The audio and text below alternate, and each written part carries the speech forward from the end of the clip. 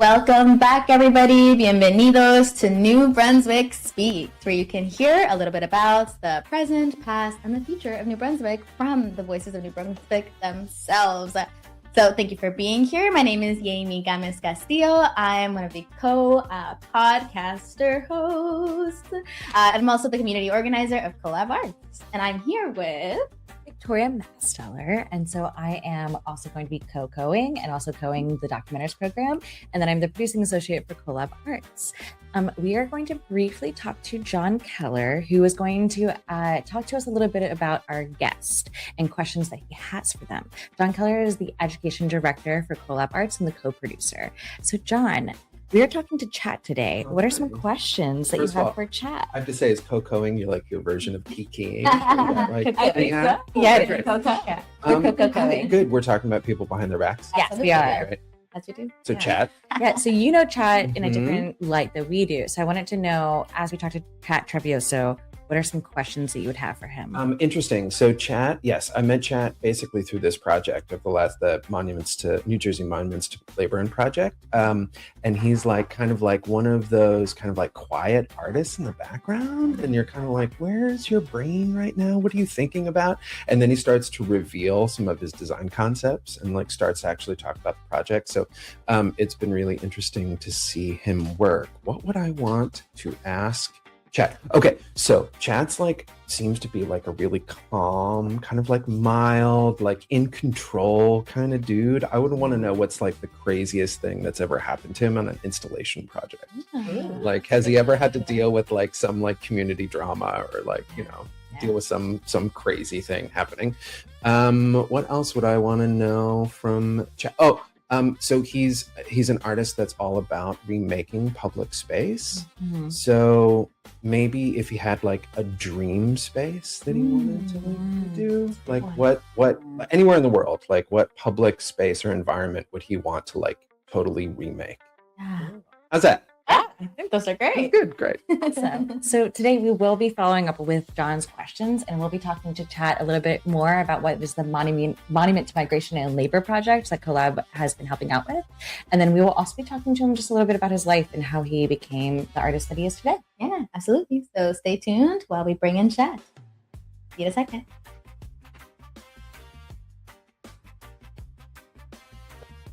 So welcome, everybody. Today, we are so excited to have monument artist, just in general, wonderful human being, sculptor, and Tepper chair of the Mason Gross School of the Arts, Chat Travieso.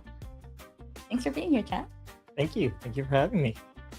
It's wonderful to have you here, to be here. And we wanted to start off by just getting to know you a little bit. So I guess if I had to ask, who are you? Sure. Well, my name is Chat Travieso. That's my real name. My first name, Chat, my dad invented. And if you speak Spanish, Travieso means mischievous in Spanish. So maybe I'll start with the story of my name. Yeah. Because that kind of gives a bit of context of where I come from and the family that I grew up in. So my dad was Cuban. My mom's Venezuelan. I grew up in Miami. And my dad initially wanted to name me Gato Travieso, which literally means mischievous cat in Spanish. And my dad was an architect. My mom's an artist. So I grew up in a very creative household. And my dad's like, I know he's going to be an artist. He needs a creative name. And my mom's like, that's a ridiculous thing. Why would you name your child mischievous cat? So the story goes that I was born. I still didn't have a name. And my dad suggested Chat. And my mom's like, Chat? That's, I guess, better than Gato. So that became my name. And it was only after I got back from the hospital that when my dad told my mom that Chat means cat in French.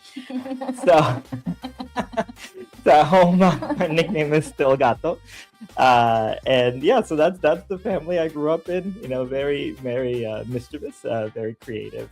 I have a younger sister, Yara Travieso, who's also an artist. I have an older sister, Sidi, who makes jewelry. And I learned how to build from my mom. I learned how to draw from my dad. And yeah, I'm an artist.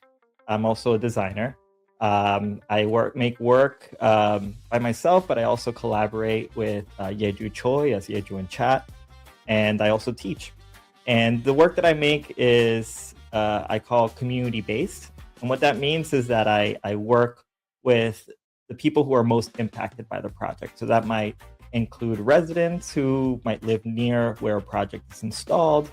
It might include small businesses and workers, young people, students, cultural institutions, community-based organizations to realize these projects. And the idea behind the projects is also thinking about how we might be able to build off of what's already happening in a place. Acknowledging that, places have histories. There's already a lot going on and a lot that has been going on for a long time. So it's acknowledging that social context, but also being very sensitive and aware of what's already there physically too. And it's fun. It's a long process though. And also I just want to describe what public art means, because I think a lot of people aren't sure what public art might mean. We might think of like murals as a form of public art, which is a wonderful form of public art. I don't make murals. I make more kind of sculptural public art projects. And I actually have a background both in art and architecture. So the work is very architectural in nature.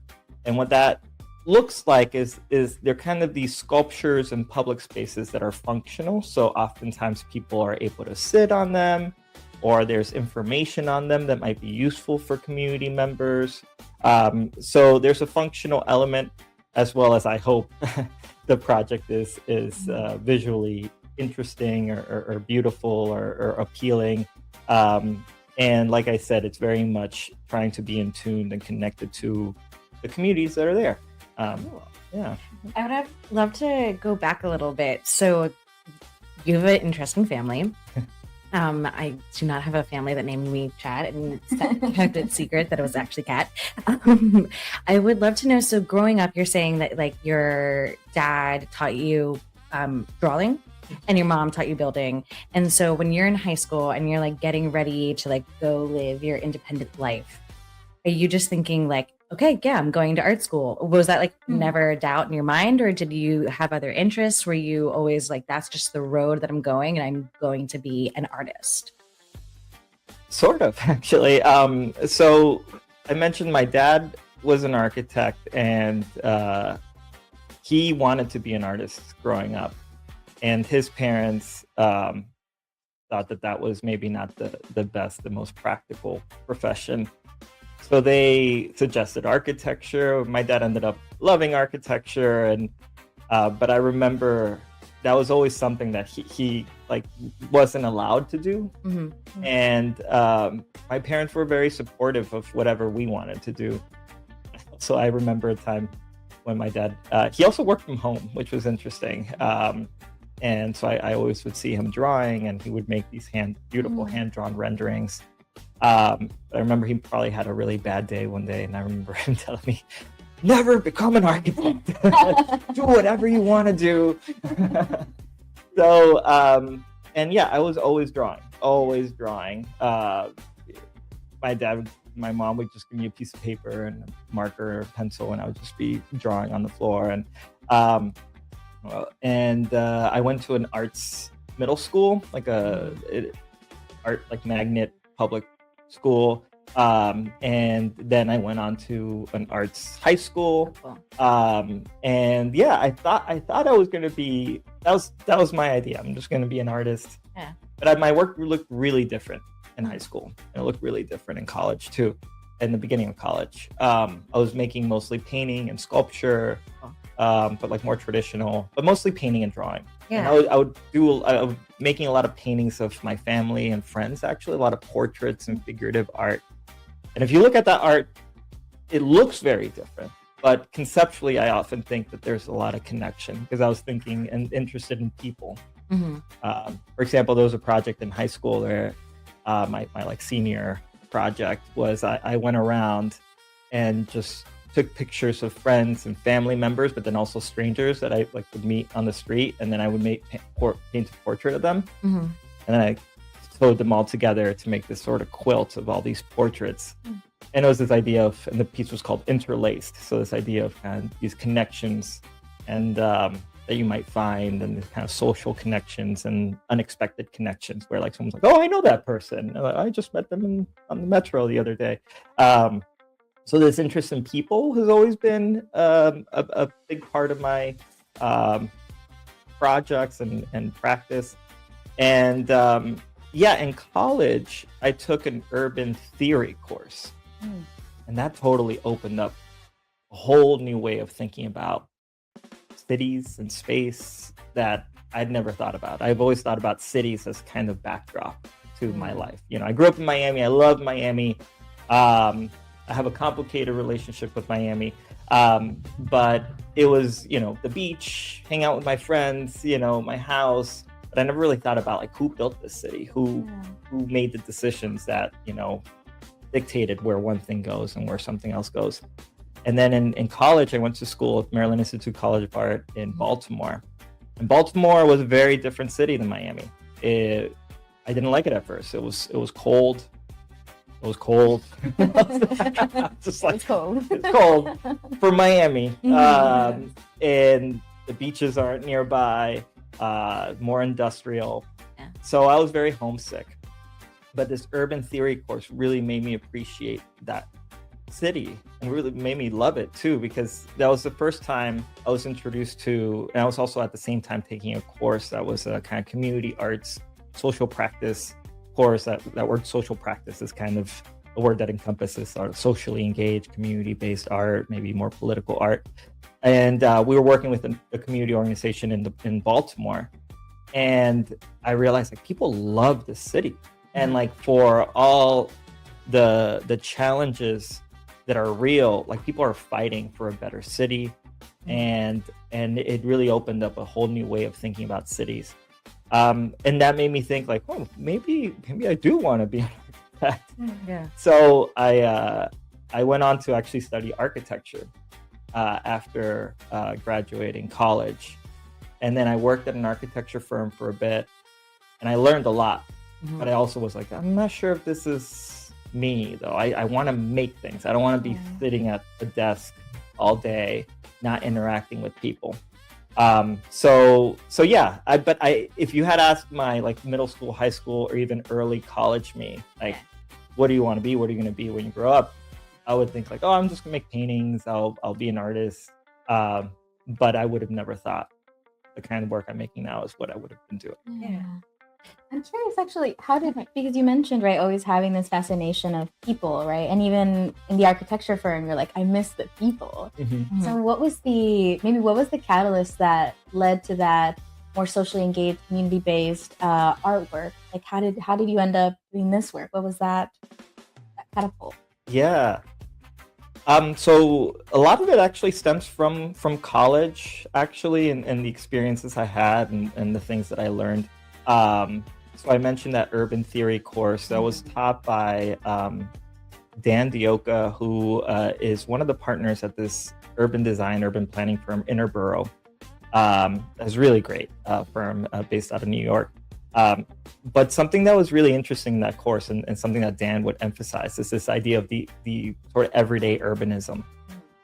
So I was reading, also some theory that was making me think about space in different ways as a kind of social product, not only like this physical thing. So that, like, again, was like making me think a bit more critically about space, and made me realize that, the cities are the way they are, not because they just like happen to grow this way and it's this like organic process, but it's because people made decisions, and it's about power oftentimes, right? And there's like political, social, economic implications to all this, and that kind of gave me a critical framework that I didn't really have before, and made me think about like, well, if the spaces we inhabit are this social product, and they could also be changed, right?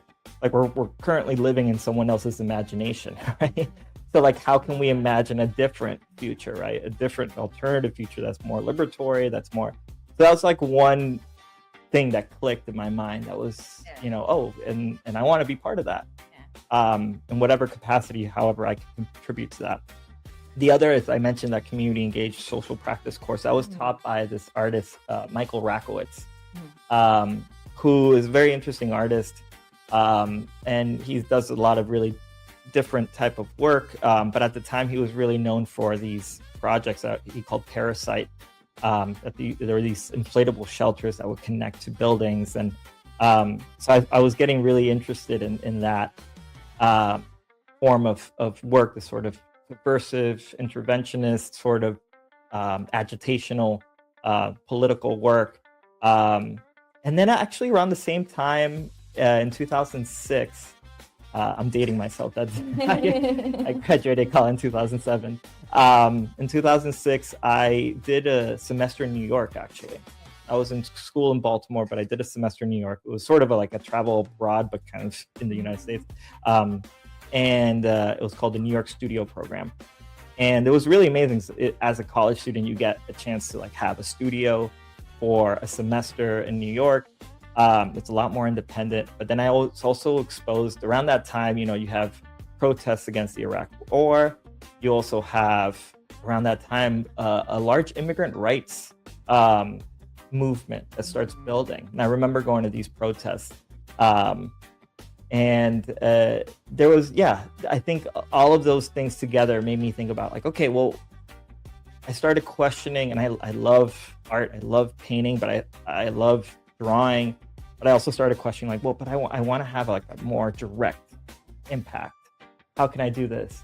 And that sort of existential crisis moment that I had in college led me towards architecture and community engaged work. And then, So how do you go out of being an architect to then being like, I am going to full throttle be an artist after being like, okay, I'm done with sitting? What's that transition? How do you find your first couple projects? What's that journey like? Yeah, that's a great question, because I think like, I mentioned educator, I teach at Rutgers, and that's something that I also like, want to be very transparent with students about this whole process. And it's not easy. It's not easy being an artist. And, obviously I love teaching, but it's also, another way that I can make a living, and that was kind of the beginning of it, was starting to teach, but in the kind of youth education realm. So I was working at this architecture firm, WXY, which, I was lucky to work at this firm because they do a lot of public realm work. So I wasn't doing, luxury housing. You often find young recent architecture student graduates who are working these like big firms or designing like these, huge luxury towers, and they feel like, oh, this isn't really aligning with my values. And so in this case, I felt like the work that I was doing was aligning with my values. It was public realm. I was doing a lot of urban planning, urban design. And actually, while I was at WXY, I remember telling one of the principals, Claire Weiss, that I was interested in more community engaged work. And I actually moved from doing more architecture work to doing more urban design work and urban planning work, because that's where you really start interacting with community boards and community organizations and tenant associations. And I started really understanding the whole kind of the bureaucracies too within the city government, and the different sort of acronyms and all the things. We know those.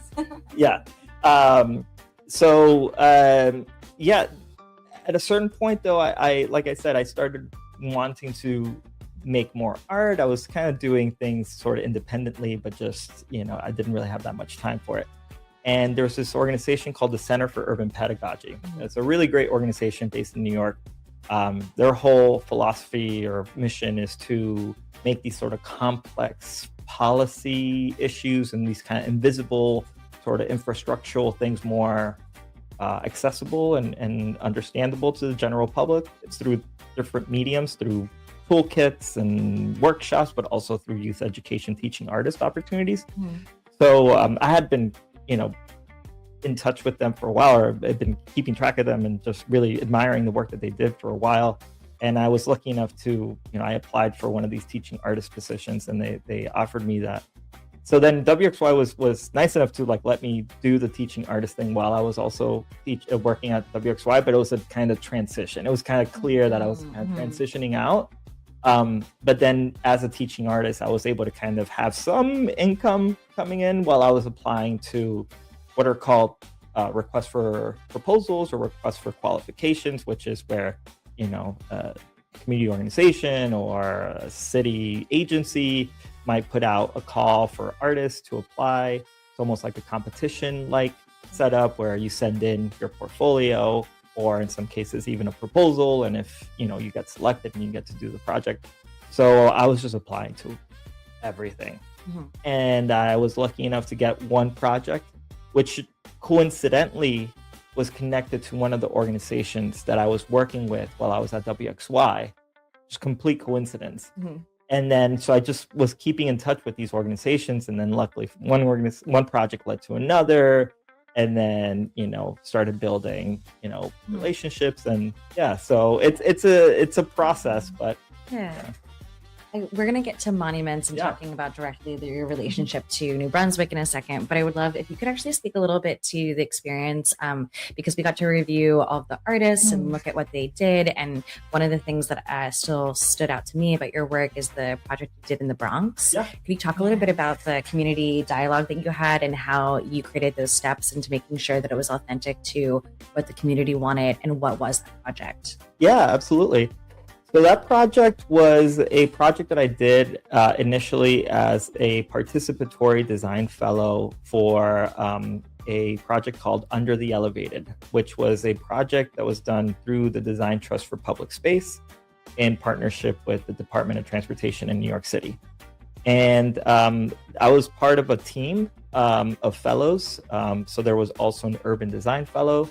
There was a policy fellow and a graphic design fellow. There was also a photo urbanism fellow who was documenting the existing life under these spaces. So basically the project was looking at how we might be able to maximize the functionality of spaces under elevated transit infrastructure. And New York City has like over 700 miles of elevated transit infrastructure.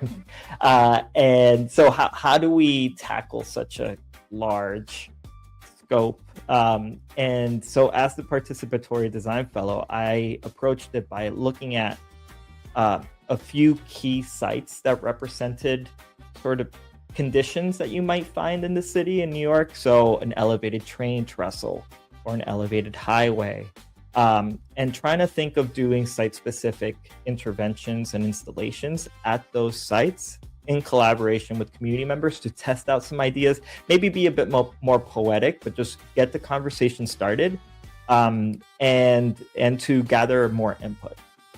And so we did an installation in Chinatown in Manhattan, and then we also did an installation in the Bronx. And that project in the Bronx came about because I was trying to find organizations that were already doing work under elevated transit infrastructure. And somehow someone connected me with this organization called the Women's Housing and Economic Development Corporation in the Bronx. And they build affordable housing, but they also provide the necessary social services and networks to create a thriving community. So they have small business services, community development work, youth development, and they had been already working on a space under an elevated train in the South Bronx. They had expanded a sidewalk so that it was a little bit safer for people waiting for the bus. And anyways, the idea was that they were kind of outside the business improvement district. So we were thinking, how can we leverage this project to be able to achieve even more, to kind of get this conversation started. And after a series of tabling events, and they also, so the Women's Housing and Economic Development Corporation, or WEDCO from now on, WEDCO also had a cultural programming arm called the Bronx Music Heritage Center, which was right around the corner from the site where they expanded the sidewalk. They would have every first Friday or last Friday of the month, they would have these amazing music events to celebrate and preserve Bronx music. So all of that was really influential, and we created this project called the Boogie Down Booth. And the Boogie Down Booth was intended to, through these workshops, we heard that the train was loud. If you're ever in New York and you're under one of these trains, you can attest to like how loud it can be. But it was also, it felt inhospitable. People talked about how it felt darker.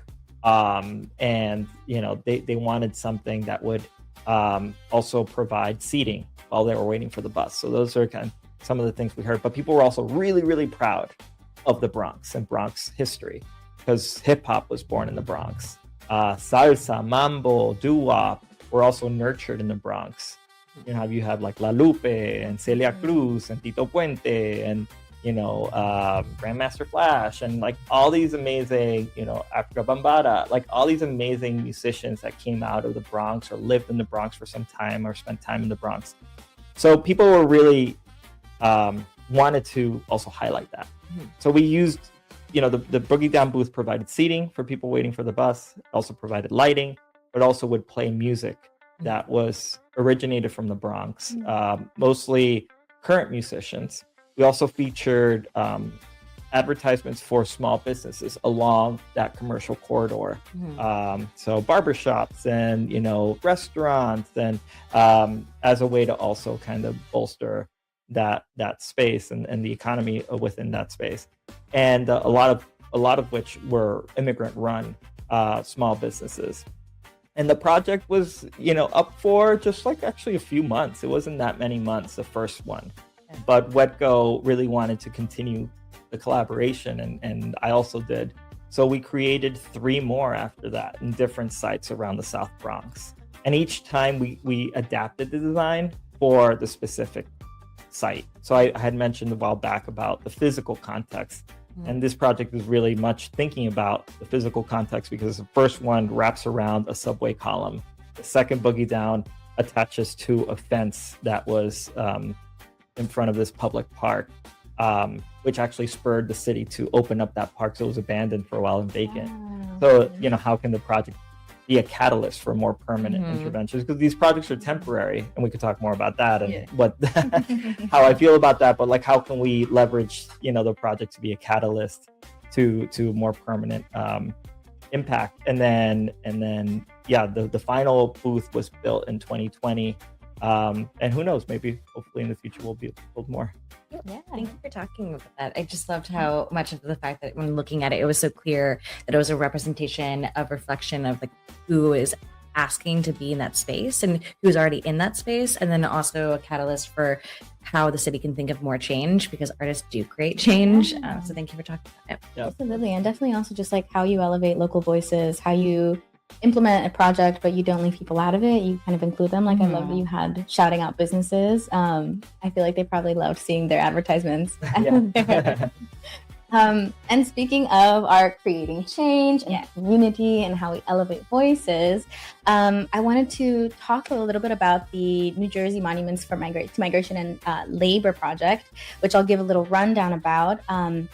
Collab Arts has been doing a lot of the logistics for this project, but we are definitely not alone. It's been a 3-year initiative with over 10 organizations across the state. It's statewide, and so it breaks down into 3 parts, right? The North, Central, and South Jersey, and we've all been asked to sort of look at what is a monument now, currently? How do we actually represent the people who are looking at these monuments, interacting with them? And so kind of reinventing, or not reinventing, but really just, asking people, if you could create a monument that represented your community, what would it actually look like? Who would you want to be monumented and sort of archived, right? And this project started at Rutgers University. Again, Collab Arts has been doing a lot of the logistics of it. There's been over 24 artists that have created creative responses in connection with community facilitations across the state. And from all those facilitations, we went through a process of picking 3 monument finalists for each region of the state. And they've been using some of those community responses as well as community dialogues to come up with their own version of a monument for that region. And so Chat is actually our Central Jersey monument artist. Woo!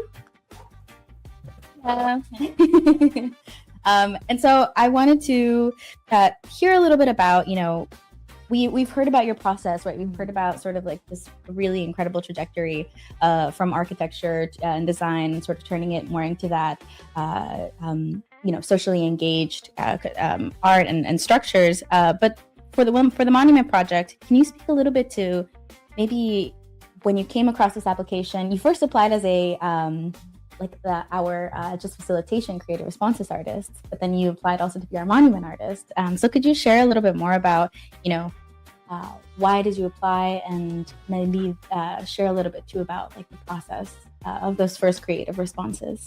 Absolutely. Yeah, I mean, I gotta say that this project has been really amazing, and I've learned a lot. And thank you, Collab Arts, Jamie, Victoria, John, Dan, Jasmine, everybody, because you all have been so instrumental in making these workshops possible, and I've learned so much also from the way you all work and engage with the community. So the project, I remember, well, the reason I was interested in applying, I had mentioned, I grew up in a immigrant household. My dad Cuban, my mom's Venezuelan, and I grew up with all my friends were also, their parents were immigrants or they were immigrants themselves, and that was my normal. And I lived in Venezuela for a year when I was a kid, and I think it's like once I went to college, and all of a sudden, that wasn't what was the typical, sort of background, and I felt sort of othered and felt kind of exoticized, like, oh, you're different, and that was really eye-opening for me. So I feel like ever since then also, and I think I didn't have a word for it, but once I started thinking critically, not only about space but also identity, I think that was also something that I've been thinking a lot more about too lately, how my identity and my sort of background is influenced my interests, and also how I might be able to elevate narratives that are similar to mine, that are often maybe not represented in the kind of more traditional dominant narrative. So that's one aspect, and I think one other thing that I've been thinking a lot about lately, and we just talked about the Boogie Down booth, is this idea of history, and maybe I'm just getting old, but I think that it's something that I'm thinking more and more about, and also, I make art, but I also do research projects. I've done research projects that history and policy have been instrumental in thinking about, not only like how we create more these sort of responsive interventions, public art projects that are thinking about like, very immediate needs, like as simple as a place to sit, but then also thinking about the systems that created the fact that there's no place to sit here, right? Like, so like, maybe thinking about both in the temporary aspect is part of this, like how we think about something that could be more permanent. How can we think about something where it changes structures, it changes, and part of that is doing research, part of that is thinking more systemically. And part of it is like recognizing that history is instrumental in all of this, right? And that it's not a static thing. That we're constantly making and remaking history, rethinking the past, and there are kind of unrealized futures embedded in the past, and so those are things that I've been thinking a lot about prior to this project. Like even the Boogie Down booth is a project that, in retrospect, I think that project is kind of like a monument. It's kind of like a memorial, and also rethinking what a memorial or monument looks like and functions. So when this project came along, with the first phase of it, the community arts, community dialogue aspect of it, I was excited to one, I mean, obviously the times that we're living in, I feel like it's incredibly important to uplift and elevate these stories. But also, I had just started teaching at Rutgers, and it was also a way for me to I wanted to feel more connected to this city. And it was interesting to be a participant in the community dialogues and not facilitating them. I actually really appreciated that process because there was a kind of, I don't know, there was a democratizing aspect to it where the artists were also, you know, offering their stories alongside community members, and there was a nice sharing that was happening. And then when I was lucky enough to be selected as one of the monument artists, then I facilitated some of the public events and the following public events, October and January and March, and it was a way to kind of go even deeper and connect on a way that was like I actually had to have conversations with community members. But it's been a really amazing process. It's still going. Yeah. It hasn't ended. We have several community events coming up, actually. On May 31st, community members will be able to be part of painting the project, which I should describe in a bit. And then also June 6th, we'll have another event. And then we're hoping to unveil the project on June 11th. Is it possible? I just want to quickly also realize we're saying community dialogues a lot, but I want to make sure that everyone knows what those are.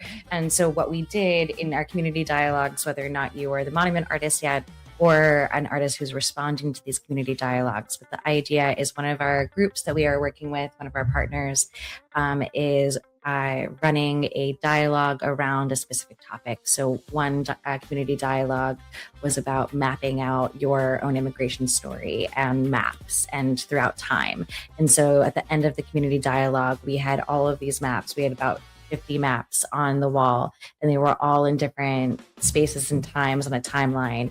And you could see that some people migrated only a little bit. Some people were like, I only moved from one place in New Brunswick to another place. And other people had 3 maps put together to create their map of their story.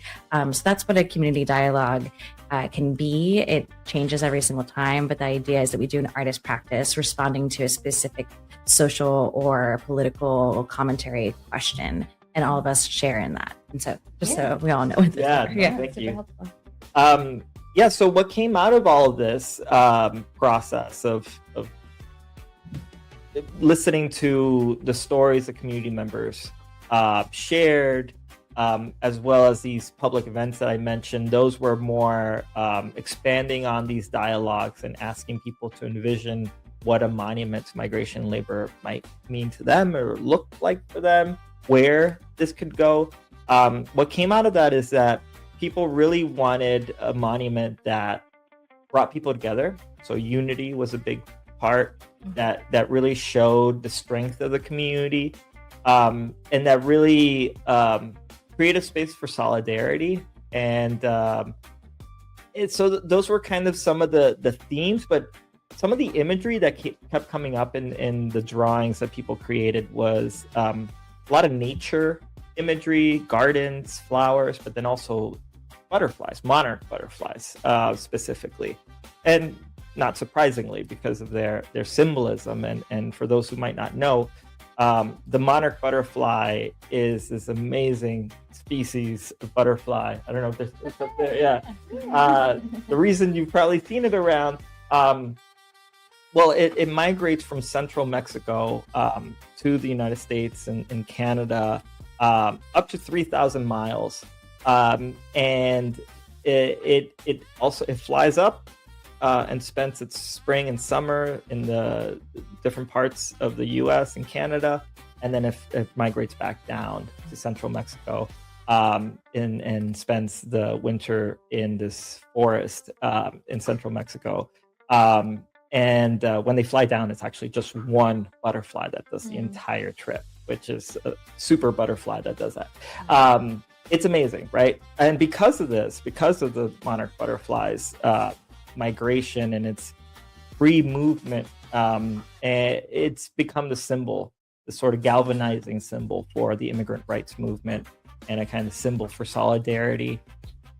So the monarch butterfly kept coming up, and so the project that I've developed and was inspired by these engagements is a series of planters that contain pollinator plants that support and host monarch butterflies.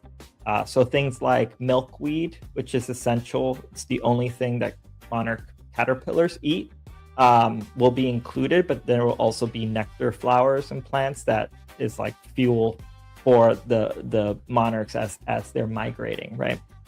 And so these planters, there will be a main sort of installation that is almost like these planters are coming together and creating a kind of gateway. And that will be installed in War Memorial Park, known as Parque Oaxaca by a lot of community members. That will be installed soon, early June. And then there will also be a series of what we're calling kind of satellite planters. And what that means is that they're the smaller planters, almost like a network or a constellation of planters that will be scattered around the city. Several public schools will have some. Community organizations will have some, so you'll see them. They're bright. They will have. So I mentioned May 31st. We will have a community paint day, where community members will be able to add their personal touches to the project. We're creating the stamp that is kind of this abstracted monarch wing that people will be stamping onto the project to create this pattern. And then on June 6th, we will be having a community planting day, where people will come out to War Memorial Park and can plant some of these pollinator plants. And then June 11th, we'll have our big celebration, and the project will be up. Woo! The project will be up till November. But the satellite planters, we're hoping, can stay up longer than that. And then we're also hoping that once we take down the gateway installation, we'll be able to maybe distribute those planters that were part of the gateway to even more organizations, or add to the planters that are already scattered around the city. So the idea is that hopefully this will bring some monarch butterflies to New Brunswick. At the very least, the project symbolizes this idea of this is a place where you belong. This is a place that we look out for each other. And in addition to these planters, the installations will also include information that is important community resources. So information about know your rights, information about where you might find legal aid for community members who might need it. And then also it'll include history of immigration in New Brunswick, so that we understand that, New Brunswick is a city that has had many waves of immigration and migration, and understanding like these points of connection and solidarity, as well as information about monarch butterflies and how everybody might be able to also support monarchs. I want to be mindful of time because I know that you actually have to go over to the site and check it out. So I was going to suggest, can we do rapid fire? We have 3 more questions. Could you please just answer them right away, like in less than 30 seconds, what first comes to your mind? Absolutely. Cool. Okay, so if you had one piece of advice for a young artist, what would you say? Oh boy. How can you go 30 seconds. One piece of advice. A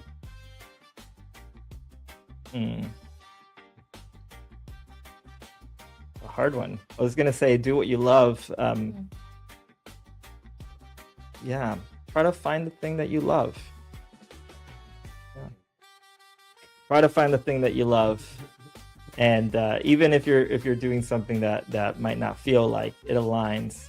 One, try to see if you can find things that align with your values, and that's very important. But also, you'll never know. You will be surprised what you'll learn sometimes. And you might find something that you love and something that you might have not expected. That's great advice. Yeah. Craziest circumstance that happened to you while you were installing a piece of art? Oh my goodness. That might need to be a second episode. Just give us a little teaser. I was installing a project once in the Lower East Side, and there's this guy who's like jogging by. And he's like, "Oh, what are you guys working on?" And then someone comes up. I had a bunch of volunteers helping me out. So I was like, "Chat, come here." come here. I go, it's just what's his name? Jesse Eisenberg, the actor, the Social Network guy. Yeah. So that was kind of funny. There was also this one time with this installation that it broke, and I was gonna go and fix it. It was these seats, and I was gonna go and fix it. I came back the next day to fix it, and it was already fixed.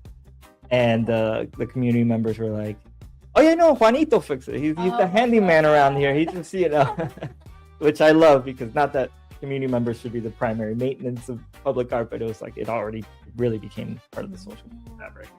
That's beautiful. Shout out to Juanito. If you could reinvent any public space, what would it be? Any public space. Yeah, reinvent any public space. What would it be, and what would you do? Again, it's the teaser.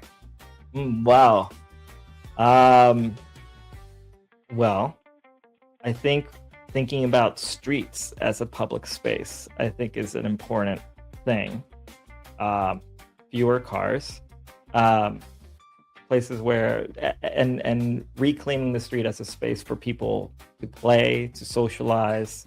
Yeah, that's a public space.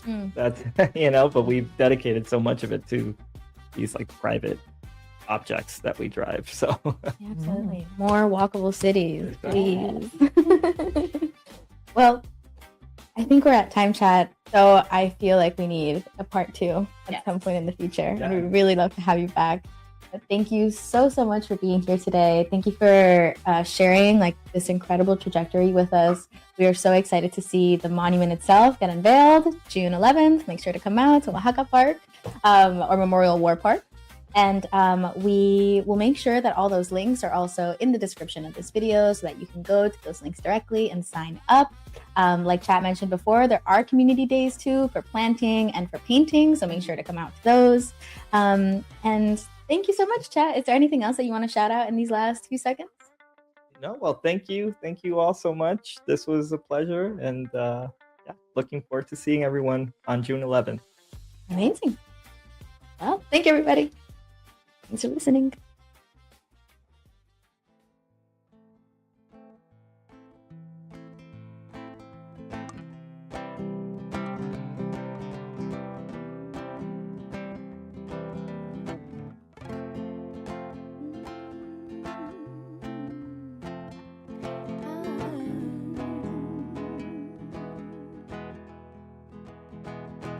Aunque mis manos no sean